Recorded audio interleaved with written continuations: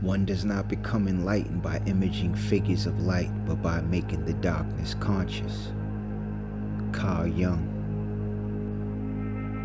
From bottom up, can we truly believe the lies our own reasoning eyes have told us? That through the eyes of unawareness, seeing an enormous sea of human imperfection, landscapes of culture, of chaos and disorder.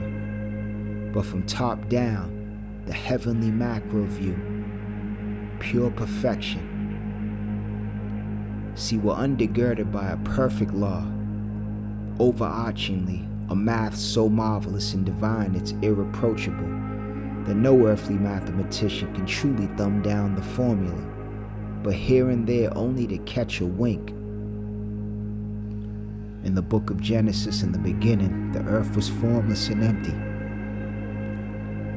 Darkness was over the surface of the deep, and the Spirit of God was hovering over the waters.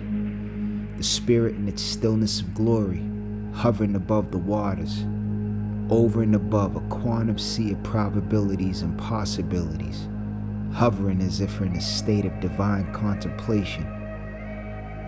Causation, the mind of God moving, sending forth the word, an incorruptible seed, a divine pattern of perfection, setting in motion a process and means of unfoldment.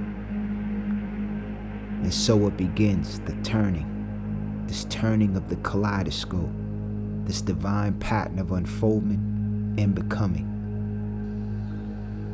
This universe, as vast as it seems, is only a part, for there are worlds within worlds pulsating, and there's nothing that truly rests. For all of it, the stuff that makes up our world of existence, including this human garment, is all but an intelligent cosmic dance of waves and particles, a heavenly orchestra of cohesion and harmony.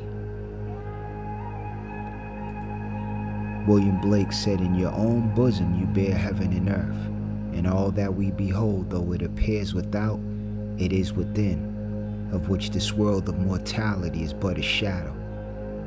For what we see, literally, our life's phenomena, collectively and individually, is only the nature of ourselves. This includes the creations of our own hands, the objects of our manifestation, the demonstrations of our own imaginal activity. These things, these extensions of ourselves, representing our beingness to ourselves. Each one doesn't have the same level of awareness at this present point in time and space, but each will. For as the turning continues, recognition of a greater purpose ensues. But no one knows the moment that comes like a thief in the night, where one is born again from within, and now able to see with the inner eye. This night is ever coming. We are of the incorruptible seed, and it's not possible for any child born of woman not to be redeemed. For the being that is the reality of you and I is the Father, and the purpose and pattern from the beginning, from time immemorial, has been and will always be the eternal, ever expansion and expression of the timeless one. To look upon, watch, and be able to see the infinity of patterns of such beauty, your life, our existence, in procession is this kaleidoscope. But who or what is doing the turning? What is that force? What's the cause? What's the law underpinning this turning? Because at its essence, it is beyond the physical. In the beginning was the Word, and the Word was with God, and the Word was God.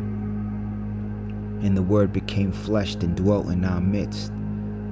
Though this Word was the light giving life and form to all things, and it says, but the world did not recognize it. But this is why the turning persists.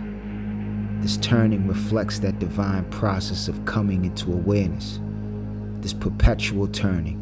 It symbolizes this existence as sort of a soul refinery, for each one being refined in the cleansing fires of life, burning off the dross of unconsciousness. For it's that turning that gives birth to the awakening in awareness. All things in this realm of creation contain some symbolic significance. In this kaleidoscope, looking in the eye can see sort of a jumble, a sum total of all-encompassing experiences, each individual expression under a perfect law of divine order. But at first glance, unrecognizable, but as the turning continues, the eye of awareness sets in, and one begins to see this wonderful, intersecting, illustrious tapestry woven into an indescribable perfection and beauty. See, when we descended and stepped into this three-dimensional realm of time and space, this realm where things wax and wanes, cyclicals of birth and decay, not one soul escapes this cosmic journey without experiencing such limitation. Not one treks through without experiencing what it feels like to be singed by these flames of this refinery.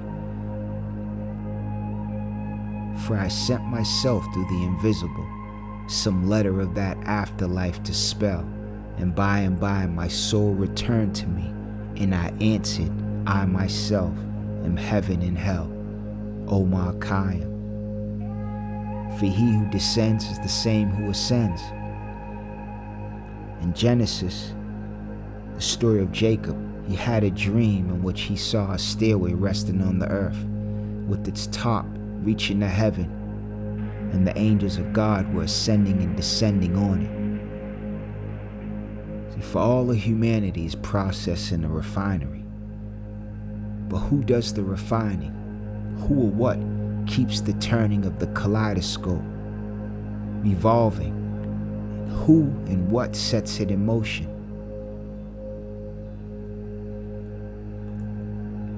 Biblical scripture and much of the ancient sacred writ was never meant to be taken as literal. It was never to be interpreted as secular history. The scriptures are to be interpreted psychologically. The Bible is sacred science. It's our spiritual biography. It's purely quantum, spoken mystically. States of consciousness personified and dressed in allegory. In its essence, it's metaphysical. It's beyond the physical. And ends run true to their origin. Creation was finished when God imagined man in his likeness. When God held with joy the glory of our perfection in mind. His incorruptible seed was cast and never to return void. Thus the turning began. In his word, this incorruptible seed contained the perfect pattern and unfoldment of this heavenly harvest. God told Moses when he was about to erect the tabernacle to make sure you build it. Make all things according to the heavenly pattern which was shown you on the mountain. Humanity is that tabernacle. You and I are the tabernacle. As above, so below. And it's already been perfected in the imagination of God since the beginning of time. This is pure causation. The spirit is already spoken, and matter is just spirit slowed down to the point of visibility. For we are all under divine construction. And along the way we awaken to the fact that we are mental beings, working out the kinks of our beingness. And the whole object of it all is the raising of consciousness to the idea that we are perfect. The pattern and process of unfoldment is perfect. So what we see coming to head in the kaleidoscope through the eye of awareness is the sacred and cosmic evolution of the divine becoming.